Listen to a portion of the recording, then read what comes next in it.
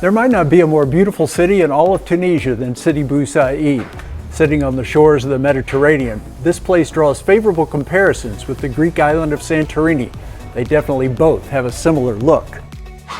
The biggest difference is that you can visit Sidi Bou Said for a fraction of the cost of Santorini. Come along as I explore this picturesque town and discover some of the places that you might enjoy if you ever visit. It's going to be fun.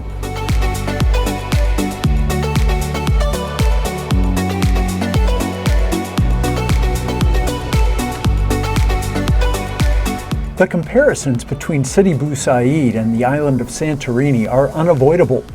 Most of it is because of the blue trim on white buildings that is dominant in each location. It's said that the color scheme here got its start in the 1920s, when a wealthy property owner set the trend and everyone else followed.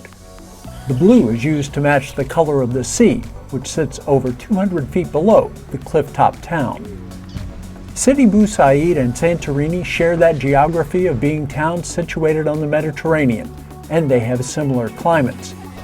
My guess would be, however, that Sidi Bou Said is easily half as expensive as the Greek island and probably more like a third or a quarter as expensive. For example, my Airbnb was less than $50 per night, and I never paid even close to $10 for a meal. This place also has far fewer people visiting than Santorini, which is famous for its crowds. Simply walking around Sidi Bou Said can be a beautiful thrill. The main street is lined with shops, many selling the typical souvenirs of a tourist town, but there are also some places selling rugs and other crafts. Scattered along the way are plenty of restaurants and cafes. Locals say this is the oldest cafe around. Another famous spot is Café des Delicacies, which is perched right on the edge of the cliff. It has a great view and absolutely has that Santorini vibe. I did not eat or drink in either of them. All I will say is always check reviews on Google. A level or two above the main thoroughfare, the shops are replaced by residences and some guest houses and inns. Here, you have those narrow streets and alleys, which I think always make a place more appealing. The beauty of this town and its buildings is truly astounding.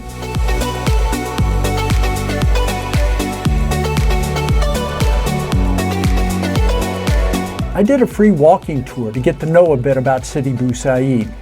My guide was Haifa Talela, and it turned out I was the only person taking the tour. We had a wonderful afternoon, spending 3.5 hours exploring some of the most gorgeous places. Haifa showed real affection for this city as she spoke about the place. What makes this place so special for you? Actually, experience the village itself, not just the superficial kind of touristy thing of it. It would look like it's something very special, really, to anyone. With the town placed so high above the sea, there are numerous places where you can find stunning views. Haifa took me to a couple of them. One was the main overlook, where the sights, including the coastline and the Mediterranean, were uninhibited. We also visited the upper level of what she said was her favorite cafe. There you could see the entire town and then the sea and the city of Tunis beyond.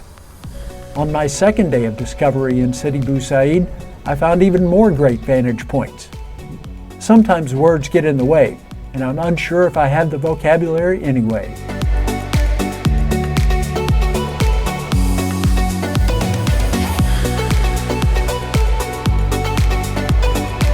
It is not enough just to look down upon the Mediterranean. This location really demands that you visit sea level. To do that, I kept walking along the main road. It wound down the hill, hugging the cliff face. The journey only took about 15 minutes. Along the route, there were even more phenomenal vistas. At the bottom, there were additional white buildings trimmed in blue. Then there was the marina. This is called Harbor Sidi Bou Said. What a pleasant place to spend a few minutes. There are well over 300 slips in the marina, and it was a treat simply walking along the edge, looking at the various vessels. Apparently, this is where many of the wealthy people in Tunis keep their boats. There was nothing exceptionally large here, but some nice little yachts all the same. I read that there is difficulty keeping the entrance to the harbor free of sand. That wasn't an issue for me as I made my way all around the harbor and enjoyed the experience. I even came close to making a friend as I was looking toward the water. I think he said he loves that shade of blue. Who could blame him there? Just look at that. Adjacent to the port is this stretch of sandy beach. It's not very large, but what a nice place this would be to lounge on the sand during the heat of the summer. It was January, so I didn't even think about jumping in and trying the water. Therefore, I can't give any kind of review about the swimming conditions. There is more than one way to find happiness at the beach. Just look at this scene, full of sea and sand and sun.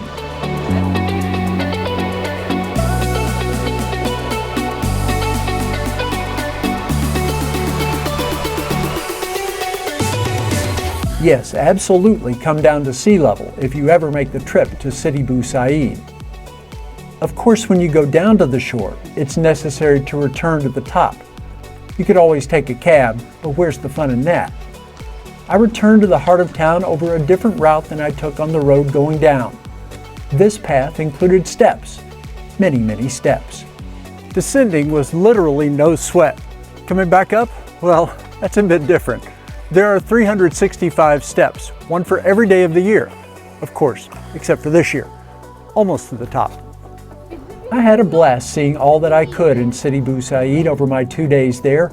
My Airbnb was a kilometer or so from the center, so I took advantage of the walk-in on my second day to find a sweet little spot for my morning drink. This is Hebe Coffee Shop.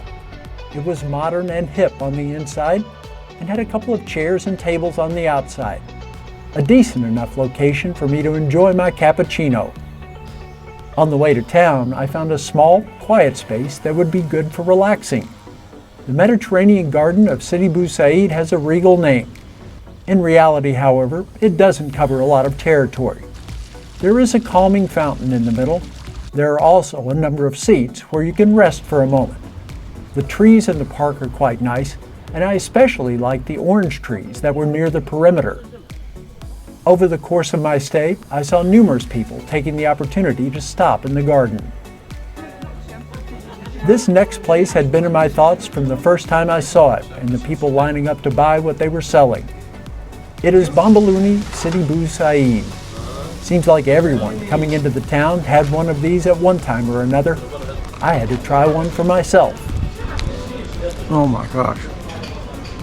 That is so light and flaky and wonderful. This is unbelievable. The flavor and texture of these things are remarkable. Seeing the guys fry the dough adds even more to the experience. These delicacies are incredibly simple. They are just flour, hot water, yeast, and salt. The way the dough is treated and how perfectly they are fried makes the difference. C'est bon? C'est bon? C'est le meilleur de Sidi Bou Said. I didn't do any sort of interpretation, but I'm sure he said something to the effect of these are the best things you will ever eat. Out of the oil, sprinkled with sugar, and into your hands, I'm pretty sure I would agree if that's what he said. There's a reason that place is so popular. This was $1.20, which is about 30 or 40 cents, and it is unbelievably good. There are a couple of amazing houses that you can step inside in Sidi Bou Said. I went to both on my walking tour. They give an indication into how the upper class lived here in the past. Calling the first place a house might be an insult. This is technically the Nejma Azara Palace. Translated, that name means the Star of Venus. This place is astonishing in its beauty. Just the exterior is enough that the place earns the palace name. The structure was built as a single-family home over the course of more than a decade, early in the 20th century. This is the house of one of the founders of Sidi Bou Said. It's a German banker who came in here and settled in here because he was doing research on North African music. 3 generations of the family lived here before the property was sold to the government and developed into a museum. All of the furnishings that you see were in the palace when it served as a residence. Some changes have been made. Some of these bigger rooms were actually courtyards back in the day, open to the elements with plants flourishing on the interior. The house reflects the interests of its builder. The owner or the founder of this house is an artist, so of course there is art everywhere. As Haifa said, he was researching North African music. In that regard, part of the space displays instruments and other musical items that the owner collected over time. There are several rooms, each dedicated to different types of instruments. There are the classics, of course, but there are also some that are much more rustic. It would be wonderful to hear the sounds they produced. It all speaks art, and that's the most wonderful thing about it. As opulent and amazingly attractive as this palace looks, it's not a place I could imagine calling home. Viewing things from that perspective, I much prefer this house. This is called Dar el Anabi. As with the palace, this site was once a home that has been converted into a museum. This house was actually built by a doctor. I thought this place was gorgeous. It was built in a fashion that was typical in this part of northern Africa. There's an exotic feel to much of the house, but it also feels like a very comfortable space. There is that interior courtyard here, but this one has not been covered. This is just the most inviting scene. Imagine sitting in a nook within the courtyard, reading a book and enjoying some tea. The interior here is quite attractive as well. Comparing the two houses, I'd have to give Dar el Anabi the nod in terms of livability. This house was also built according to the Islamic style, but it is more authentic. To top it all off, literally, this house contains the most magnificent open space at the top. The views are exceptional, and those white and blue colors are sensational. It was difficult to decide where I wanted to finish my visit with an afternoon drink. There are so many places from which to choose. I selected Cafe Assad and had the place almost to myself. In a place such as this, the quality of the tea is secondary. During my time here in Tunisia, I have found a love for mint tea. I've also developed an affinity for this view. This is incredible. I could have easily stayed in this spot for an hour or more, enjoying the whole package of refreshment and visual splendor. The arrival of rain, though, cut my stay short and ended my time in this charming town. That's my take on Sidi Bou Said. A little history, some local food and drink, and a tremendous amount of beauty, both natural and man-made.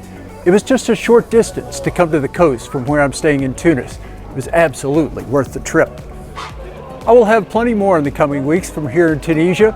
This is a wonderful and exotic country, and I can't wait to show you additional spots that are simply amazing.